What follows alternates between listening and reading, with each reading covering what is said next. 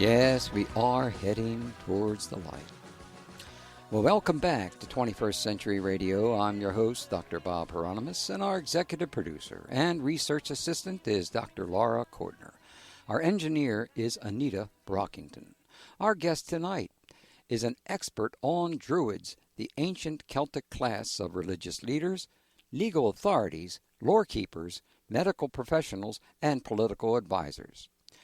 Now, for many years, I've been fascinated by this culture, who were described in the 4th century BCE by Julius Caesar and other Roman writers. The Druid orders were suppressed by the Roman government under the 1st century Roman emperors and had disappeared from the written record by the 2nd century. I wanted to know the facts about the Druids. I finally found a book on this subject that I could trust. It's called Secrets of the Druids, From Indo-European Origins to Modern Practice, and the author, Teresa Cross, is our guest for 2 hours tonight. After reading it, I discovered how much I had been misinformed. I have to admit, this book was a great challenge, in particular due to the many words in Gaelic, Irish, Welsh languages, etc. I guarantee I will embarrass myself a couple of times tonight, or maybe more than that, because I have to struggle through them. But I am so happy I did, because it was well worth the struggle to relearn everything I thought I already knew. Drawing on comparative mythology and linguistics, archaeological evidence and etymology, Teresa Cross offers readers a comprehensive course in the history and development of the Celtic spiritual tradition and its lore, reconstructing the Druidic faith from the remnants that have survived and the dedicated study of scholarly sources. She also reveals parallels with other Indo-European traditions, such as the similarities between Celtic and Vedic Hindu beliefs and practices. She chronicles the ethics and spiritual teachings of Druidism and the Celtic faith and examines what happened to these beliefs during centuries of Christianization. Teresa Cross has been a Celtic scholar since 1982 and was a member of numerous Celtic cultural organizations, including the Scottish Society of Dallas, Southwest Celtic Music Association, Clan Mackenzie Society, and the Irish PEC. She is the author of The Truth About the Druids and a frequent contributor to The Independent Celt.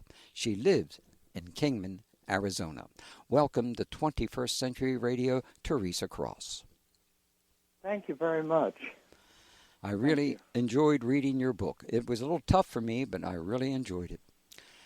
Druids. I hope it wasn't too tough. I jam-packed as much information as I could into this book. You sure did. And I originally wrote it about a little over 30 years ago, and it was published by Llewellyn, and it was rushed, and they did a okay job on it. But this time, a new edition, they decided to call it Secrets of the Druids, and despite the title, one of the secrets of the Druids is that they didn't probably realize themselves that they were inheritors of an Indo-European tradition. I don't know if they could have been aware of it or not, but certainly the word Indo-European as a name for that language family was not created until the late 18th century and 19th century. So, given that, I will reveal what the biggest secret of the Druids is later on in the program, because it has to deal with a class of poets called the Fili, F-I-L-I, or F-I-L-I-D-H-E in more modern Irish, who were poets, but the word originally meant seer, and we'll find out more about them as we go. Well, Druids and their magic lore and rituals fascinate everyone with images of standing stones, mistletoe, golden sickles, white robe priests, and powerful sorcerers. But who were they really? Tell us, Teresa, who were the Celtic peoples and who were the Druids? Well, nowadays, people who are descended from Gaelic-speaking Irish and Scots Gaels of the Highlands and Islands, the Welsh and modern Irish and modern Scottish Gaelic and the revived Cornish, which is similar to Welsh, and Breton, Brittany, Breton, you may have heard of. They are Celts. And now the Galicians of northwestern Spain and just north of Portugal claim Celtic heritage, although the language that was spoken in ancient times died to Latin. And, of course, Galician language is also known as Gallego. But they want to count themselves as Celts, so we count them. And, of course, but if you're going to do that, places where Celtic languages were spoken and later were wiped out by Latin include Gaul, which is France, Belgium, and Switzerland. And Gaulish was a P-Celtic language. I'll get to that, the difference between P-Celtic and Q-Celtic. Julius Caesar, of all the classical commentaries, has in my opinion, the best information on Gaulish Druids, because he knew a Druid named Viciacus of the Aedui, who in 60 B.C. came to the Roman Senate because they were having trouble out of neighbors. They wanted to join the Roman Empire and address the Roman Senate in 60 B.C. Viciacus himself came there. He was turned down for help from Rome, and Cicero wrote about it because he said a couple of lines about the Viciacus and his training. So then when Caesar came into Gaul, the Aedui were a tribe that was having problems with invaders from the north and east of them, and they wanted to set up an alliance with Caesar. And they did, but Viciacus' own brother, Dumnorix, ended up getting executed by Caesar. Well, who were the Druids? The Druids were the learned class of the Celtic peoples. And a lot of past antiquarian writing wanted to say that the word Druid meant oak seer, from what would have been Deru, Deadwolf, plus Wade, meaning to see. There would be oak seers. But that isn't the etymology of it. The word Drew in Druid is a prefix meaning strong, steadfast, and unbending. Strong, and steadfast. And Wade, meaning to see, is part of it. Mm-hmm. Where did they come from? Well, there's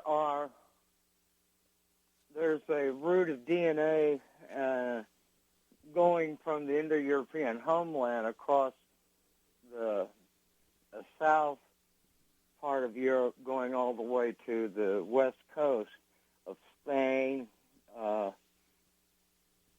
in the northwestern places like the coastline of Gaul and the British Isles. And there's a nice book by, what was her name? Let me see. I got the book in front of me here. Jean Manco, and it's called Bloodlines of the Celts. That you could read about that if you want to know about that end of it, having to do with DNA and where they migrated. Then there's a John W. Koch, I'm not sure how to pronounce his name, because that can be pronounced in many ways, Koch. And he said that Celtic was a language that developed in that west coast of Europe and intruded in toward Gaul and Central Europe. But that is a very controversial theory and not accepted by all Celtic scholars.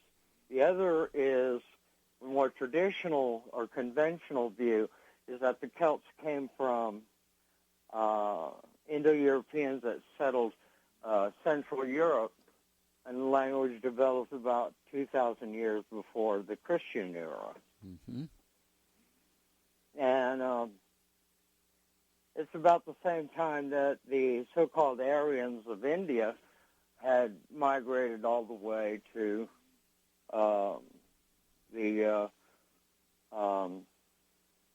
from the west to east, following the Indo-Iranian people's movement that way from Eastern Europe. And they were very, very conservative in keeping traditions, and so were on the west side of the Indo-European lands were the Celts. Now, there are similarities, great similarities between Hindu Vedic tradition and what we can put together of Celtic tradition from the scraps of knowledge that we have. But what do we really know about the Druids and their practices? Well, according to Julius Caesar, Druids presided over sacrifices. So in order to get at the rituals of sacrifices, we got sources such as the classical commentators who sometimes exaggerate things and even make up things about the Celts that were to foster either a noble savage type idea of them or to make them look as barbaric as they could. Yeah. So they had a problem with the Celts, then it would show up in their work. Later there was the Alexandrian school who said made up a lot of romantic things about the Druids. One of the things that some of the scraps of information that you get from Roman and Greek commentators are about Druids doing human sacrifice. And there is some evidence that in times of great trouble, they did sacrifice to their divinities, but they had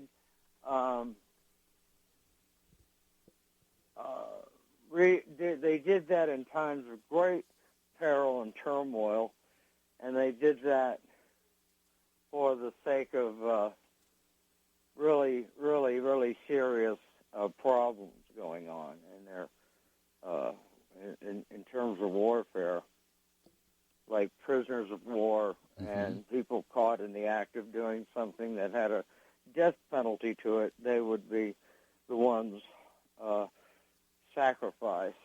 Unfortunately, so human sacrifice is actually true, and we got evidence for it. Well, we have to do a little sacrificing right about now. Taking a break here on 21st Century Radio. Our guest is Teresa Cross, that is, Secrets of the Druids, From Indo-European Origins to Modern Practices, 2nd edition, revised edition of the Sacred Cauldron Inner Traditions. Find a link to her website and order her book from 21st Century Radio Facebook page. Subscribe to our YouTube channel and share 21st Century Radio.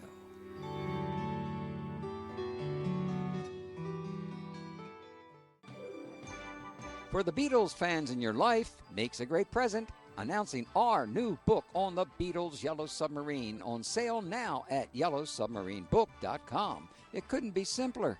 That's yellowsubmarinebook.com. Full of color with over 200 illustrations, plus all new interviews and symbolic interpretations. It's all in the mind, inside the Beatles' Yellow Submarine Volume 2. Loads of valuable bonus prizes and contests offered on our Facebook page, /Yellow Submarine Book. Follow us there and win some toys. This book dives deep. Haven't you ever wondered what it all means when we say we all live in a yellow submarine? Well, order this book and find out. yellowsubmarinebook.com. That's yellowsubmarinebook.com.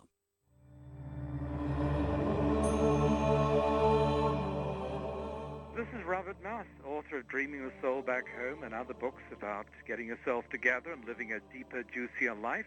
You're listening to 21st Century Radio with Dr. Bob Hieronimus. What a fantastic host he is. He's lively, he's questing, he knows story can be the shortest route between a human being and the truth. Listening to this show, you'll hear many stories, and you might just wake up to the deeper story of your life and find the courage and the will to follow that, and that will change everything. Well, the book that we're talking about tonight changed everything for me, and we'll talk a little bit about that later on. Our guest, of course, is Teresa Cross, Secrets of the Druids, From Indo-European Origins to Modern Practices, a 2nd edition. This one is revised edition of the Sacred Cauldron Inner Traditions. Find a link to her website and order her book from 21st Century Radio Facebook page, and subscribe to our YouTube channel, etc., etc., etc. Okay. Hi, are you still there, dear? Oh, yeah. Okay. Yes, I am. Commercials are commercials. There's nothing we can do about it. Did the Celts and the East Indians have any contacts in prehistoric times? Not that we know of, and, by the time Indo-Europeans had branched out geographically all over Europe and all the way into Iran and India and into all the way to the Ural Mountains of what's now Russia, we know the Indo-Europeans branched off into many different peoples as their languages, changed over the centuries. Mm-hmm. So we have, for example, the Baltic people, the Lithuanians and Latvians, and the old Prussians who were later Germanicized by the Germans. And then we had the Slavic people, such as Russian and Polish and Ukrainian and so forth. And, of course, we had some languages die out, like Phrygian and Illyrian and so forth. And they were Indo-European. And I can I like to give people a list of the numbers 1 through 10 in Indo-European languages so they can hear how similar they sound from one language to the other. Would you do that for us? For Celtic, let's say we'll do Irish. Un, dos, tres, quatre, cuig, seis, sach, a hawk, and a dex. Dex meaning 10. We go to Latin, we get unus, duo, tres, quatuor, quinque, sex, septem, octo, non, decim. Notice the similarity. As it drifts, you go to Gothic, a Germanic language that died out in Eastern Europe, and Crimea was the last place. And they said, eins, zwei, trias, fidwar, fin, six, seven, octo, neun, te, 10. And you can notice some of the similarities with even English. Yeah. And then in Sanskrit, it's Eka, Dva, Trayas, Chatvaras, Pancha, Sa, Sata, Nava, Dasa. So you notice the similarity there. And then, of course, Proto-Indo-European itself. Let's see, it goes Oinos, Duo, Trace, Quetwaters, Penque, Swix, Septum, Octo, Neon, Decum. So, similarity in that.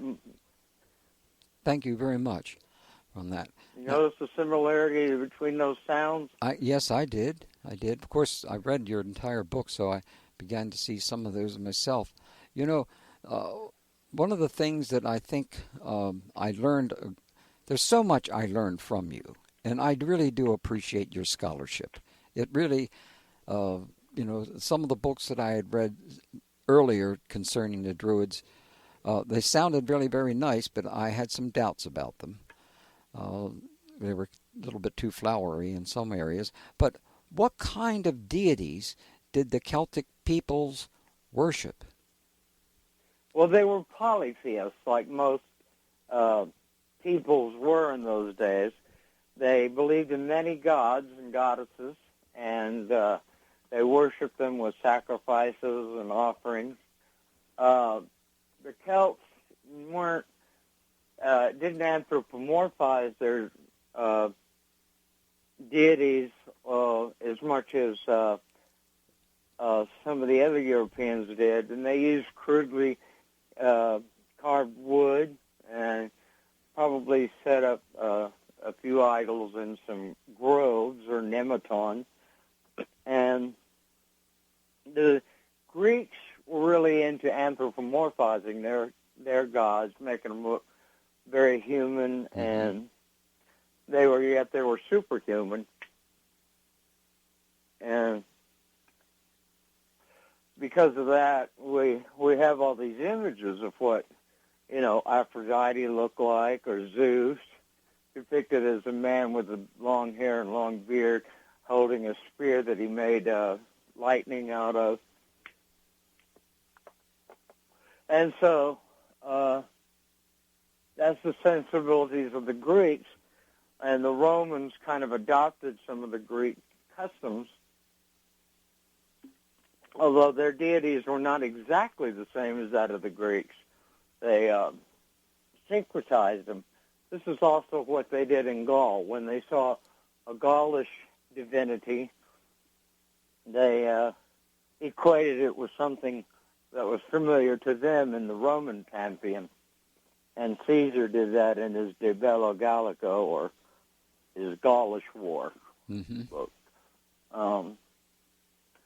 So the kind of deities that the Celts had is, one has his name on nearly every section of Western Europe has the name Lugus formed into place names like Lyon, which was called Lugudunum in Latin, from the Gaulish Lugudunum, and that became the capital of Gaul for a long time, although the Druids had made the center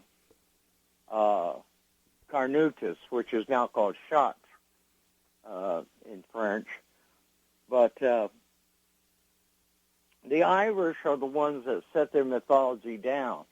But when they set it down to writing, they euhemerized the divinities as heroes and people in their past, with a succession of 5 invasions of Ireland in the so-called Yaur Gawala Éireann, which means the Book of the Takings or Invasions of Ireland. And some scholars disagree that the Celts had a international pantheon, although it looks like a pantheon in the Yaur Gawala Éireann. Their deity names like Lugh of the Long Arm appears in there, and I equate him, he's like a Celtic version of Zeus, because he kills his own grandfather in a battle with Balor the Evil Eye. Mm-hmm. And that's kind of like Zeus winning his Olympian siblings, liberating them from Kronos, that in turn had liberated the Titans from Hieronimus. And there's a lot of striking similarities in the stories, and they're usually structurally similar. So I could go on about that. Would you go on just a little bit more, because this is very interesting to me? Well, for example, the ideology of the Indo-Europeans was about the hierarchy of people, of classes of society. Mm-hmm. In other words, they had a stratified society, and with the priest class or priesthoods being at the top, with the king of the territory, and then you would have the class of the warrior nobles, and then after that, under that would be the free farmers and herders, and then they're called food producers, or usually called the free class, and then you had under them the vassals which would include, they were like serfs of the Middle Ages, or like slaves. Mm-hmm. And they were a servile caste. They did their work directly for the farmers and herdsmen. Now, that in turn, given by the great George Dumézil, he called that the tripartite ideology, in which classes had gods that represented the whole class.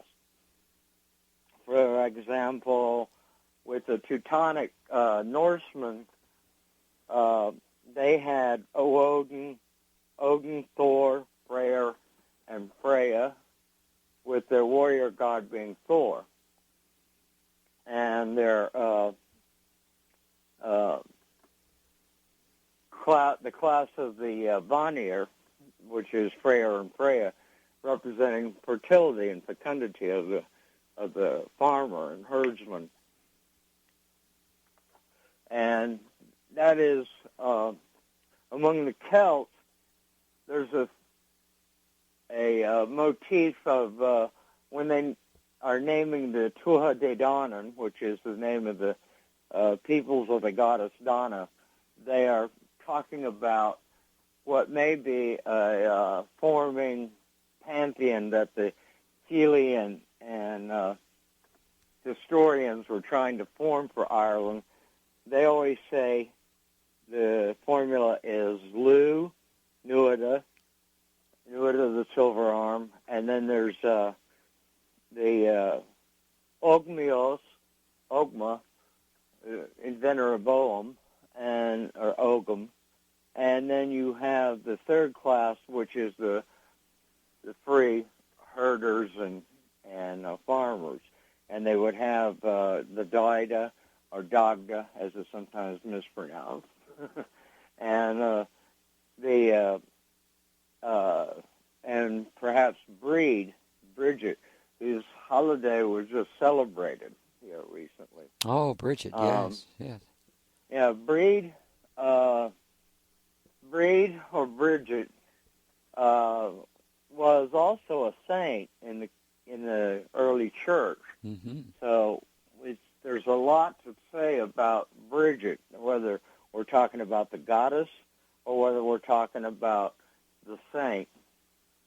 But they kind of overlap in the stories, and that makes us suspect that the Saint Bridget may have been a euhemerized version of the goddess Bridget. I see, yeah. But that's unclear. Most scholars remark about it, but they have not solved whether that is exactly what she was. but Breed was a powerful goddess, and it means the high one in going back to an Indo-European root. And also, they worshipped Epona, the horse goddess of Gaul, who became so popular among Roman soldiers, they even invoked her. So, and Epona actually goes back to Indo-European Epona. And so we know they're of Indo-European origin because their names have an etymology to go back so far. Even in Sanskrit, they had a goddess they called Brihati, and means the same thing, the high one, the exalted The high one, yeah. Well, right now, we got to take another break here, unfortunately, but hold on to our hats out there, because the next question I'm going to be asking deals with, are there any modern Druidy or Celtic groups that you could recommend? I'm sure a lot of our listeners right now are thinking about that about now. We'll be back with our guest, Teresa Cross, Secrets of the Druids, from Indo-European Origins to Modern Practices, 2nd edition, revised edition of the Sacred Cauldron, Inner Traditions, a very fine publisher who's published a number of my books. Find a link to her website and order her book from 21st Century Radio Facebook page.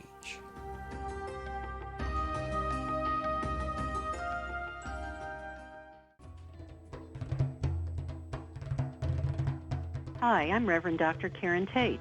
I'm the author of Goddess Calling, Inspirational Messages and Meditations of Sacred Feminine Liberation Theology, and the radio show host of Voices of the Sacred Feminine Radio on Blog Talk. My website is www.karentate.com. And you've been listening to 21st Century Radio with Dr. Bob Hieronimus.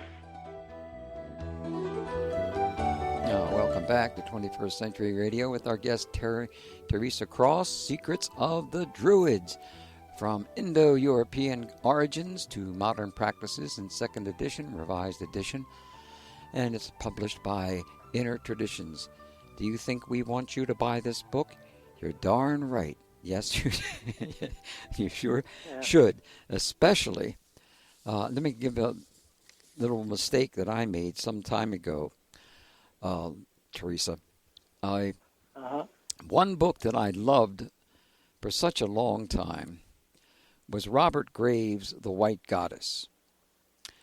Now, I had a great deal of respect for Mr. Graves, but I had little, I understand now,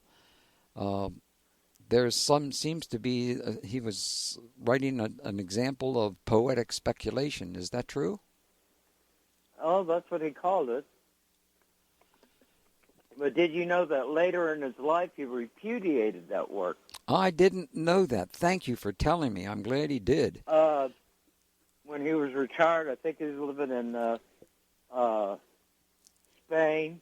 I think that's where he retired to. I'm not sure. He repudiated the book when a fan wrote to him and said, "Oh, this is great," and went on, and he finally wrote back, "Well, it was a crazy book, and I didn't intend to write it." That was the exact quote of him. Sounds like some politicians today. Right? Yeah.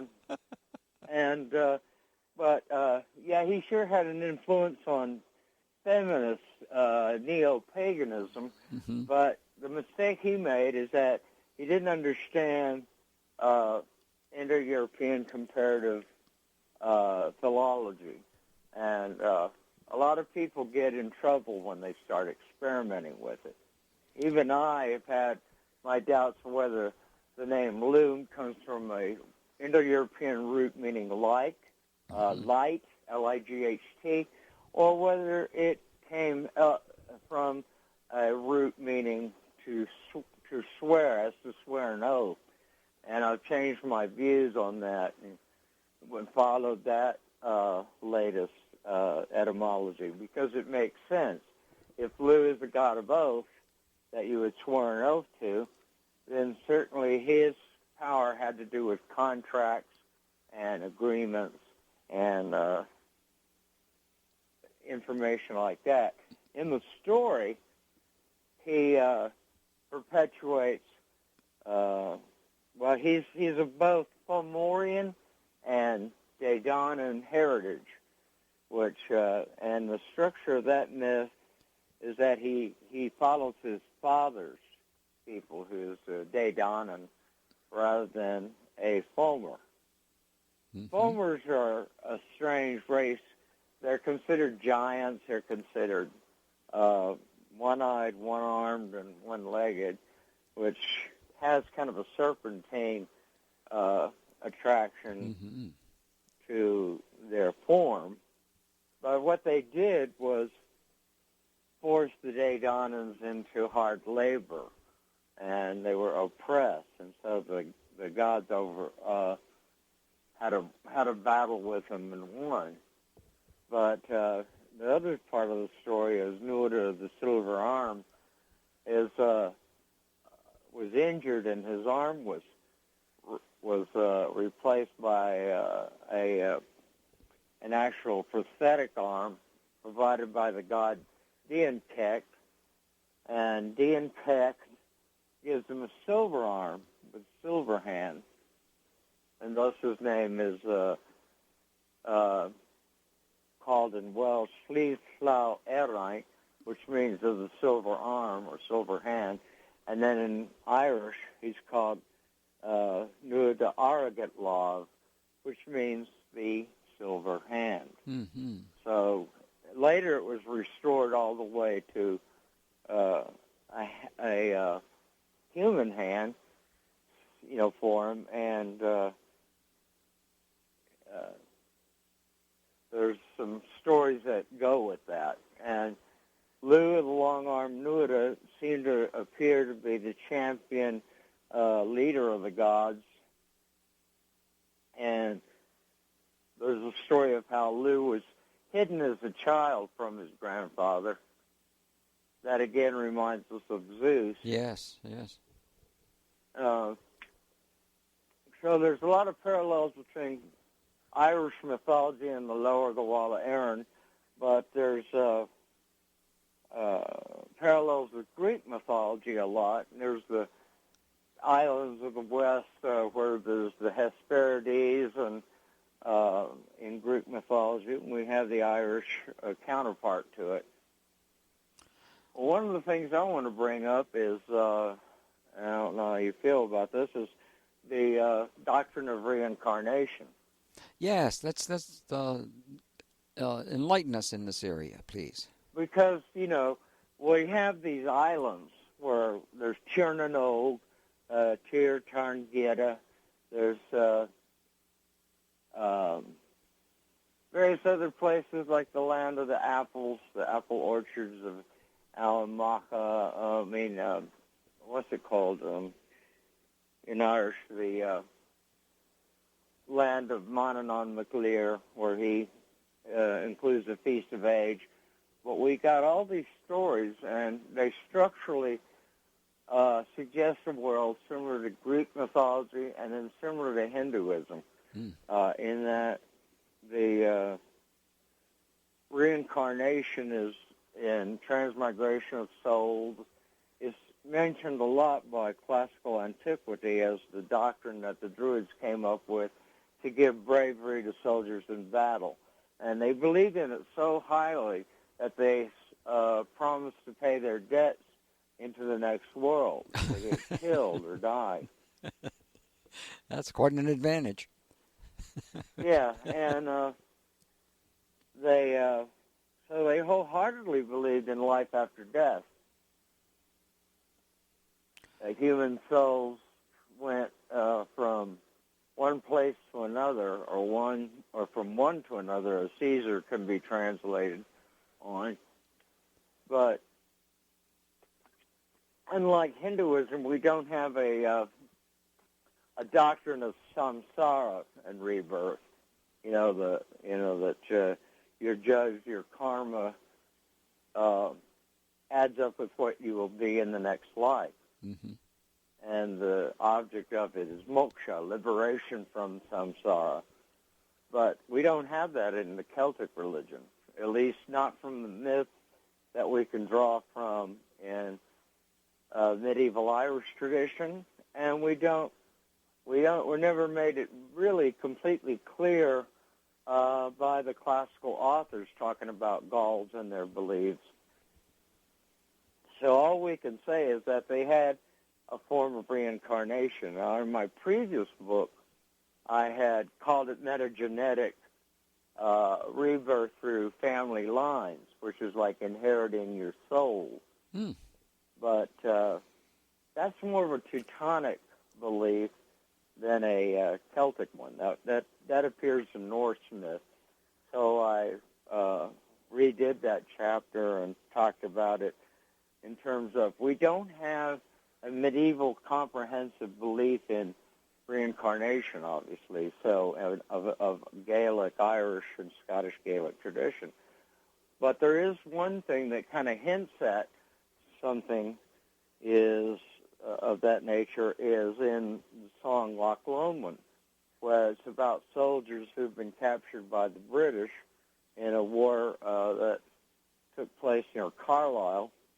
And he says, the singer sings, "You'll take the high road and I'll take the low road," which means one's going to be executed and the other gets to go home free. That's the one taking the high road. The one taking the low road is going to be executed, but he says he'll be in Scotland before him because he'll travel as a spirit, which is an interesting explanation on that. Well, are there any modern Druidy or Celtic groups that you recommend? Well, let me see. We've got one of the people I acknowledged in my book was Donald Irvin, who runs the Sylvan Celtic Fellowship and out of North Carolina, and that's a good organization. There's some other organizations. There's the ADF, or Andrea Pang, which means Our Own Druidism, which has got some groups in the United States. And then I participated a bit with and corresponded with the Craden Goldic Celtic Holvedel, which is a Breton group that has Druids, and they go back to the Bardic Druids of the 19th century, like OBOD over in England, Order of Bards, Ovites, and Druids. And but let me see, and I could think of a few others, but I can't remember their names. But there's a lot of Druid groups in the world. The Druids of Quebec are enthusiastic followers of the Indo-European tradition, and they are kind of work with the Druids of Brittany. And then there's some new ones popping up in Ireland. So they have to be. I'd have to research it to get the names of them. I think there's the Druid Order of Ireland, and then there's some other writers who have done what we call Celtic Reconstructionism, which are trying to. Now, for some reason, people are scared of the Indo-European hypothesis. But I don't understand that. But a lot of people just don't understand how important the Indo-European past is, because it is from that which Celtic sprung out of as one of the traditions. And, for some reason we Celts are so popular nowadays with a lot of people who are not of Celtic cultural heritage, but have adopted it. Why do you think that is? There's a lot of mystery and romanticism attached to the idea of the Druids of being very powerful priesthood. But to live in a society like that is just does not appeal to most people. I mean, and to reconstruct the society that they lived in would be tribal and socially stratified. It's very antithesis of what we have in modern day first world countries. We don't have tribalism and petty kings and stuff like that. So they could only do it ceremonially. You know, they wouldn't be able to do it in actuality. We have a ceremonial break coming up right now on 21st Century Radio at the top of the hour with our guest Teresa Cross. Secrets of the Druids, from Indo-European Origins to Modern Practices, 2nd edition, revised edition of the Secret Cauldron, Inner Traditions. Find a link to her website and order her book from 21stcenturyradio.com.